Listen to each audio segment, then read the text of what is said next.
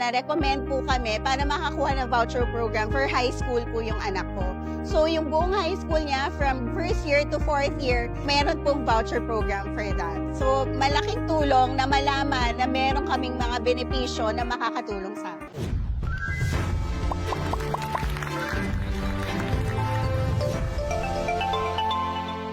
Maraming nararanasan ng isang solo parent na mga hamon. Pero ang pinakamalaking hamon siguro namin is yung financial para sa mga edukasyon ng mga bata, pangangailangan, kalusugan, yung mga medical, kung saan namin kukunin yung mga tulong na yun. Ang nakatulong po talaga sa amin yung PH Party List, bagong henerasyon. Kasi marami akong natutunan na marami palang benepisyo ang mga solo parents na hindi namin alam. So yung isa doon is natutunan ko na meron pala tayong mga educational programs and help.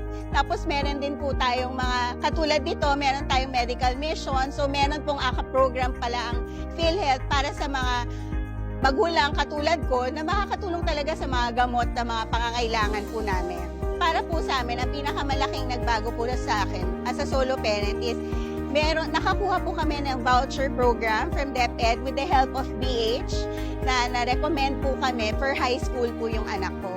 So yung buong high school niya from first year to fourth year, meron pong voucher program for that. So malaking tulong na malaman na meron kaming mga benepisyo na makakatulong sa akin. Salamat po Kong Bernadette and sa BH, bagong henerasyon. And marami po kayong natulong sa amin, lalo na po sa mama, sa aming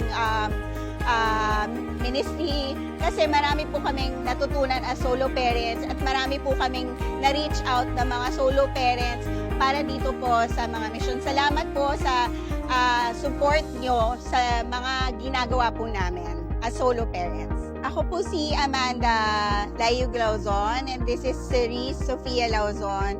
I'm a solo parent po, 2 kids.